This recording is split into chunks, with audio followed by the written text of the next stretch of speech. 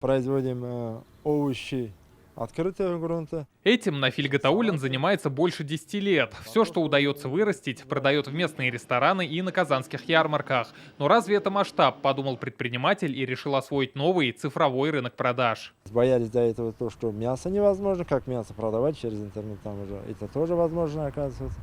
И салаты там тоже можно, оказывается, овощи, фрукты тоже. Тем более это без посредников получается. Если сам ресторан или сам магазин выйдет, это действительно плюс будет. По итогам 2021 года объем продаж составил на территории России именно по интернет-торговле 4,1 триллиона рублей. Как на виртуальном рынке максимально быстро найти покупателей? Об этом татарстанским фермерам рассказывают специалисты Центра электронной торговли. Эксперты бесплатно помогают бизнесмену зарегистрироваться на любой интернет-площадке, создают цифровую витрину и загружают товар для онлайн-продажи. А после работают с фермерами над аналитикой и логистикой. Мы ему сделаем карточки товара, мы сфотографируем его товар в своей студии. У нас работает продакшн-центр, где мы делаем вот именно цифровую упаковку, потому что интернет — это все-таки больше эмоциональные покупки, да, когда вы видите красивые товары или вы видите, что вот шикарное мясо перед вами, да, вот, наверное, хочется нажать и попробовать именно такое мясо. Центр создан по поручению Рустама Миниханова специально для того, чтобы упростить переход предпринимателей на маркетплейсы. Не все сегодня научились еще работать на электронных площадках.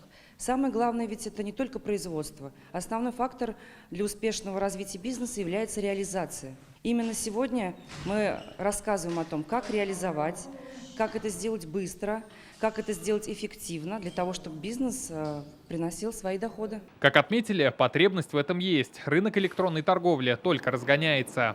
По итогам прошлого года в Татарстане на маркетплейсы вышли свыше 3500 предпринимателей. Сейчас количество таких интернет-продавцов в республике составило 27 тысяч. С начала года их выручка больше 8 миллиардов рублей. Участие в семинаре приняли фермеры из Арского, Атнинского, Тюличинского, Сабинского и Кукмарского районов. Год назад я слышала вот этих площадках, ну, немножко там по интернетам изучали сами, но пока еще у нас знаний, оказывается, было очень мало.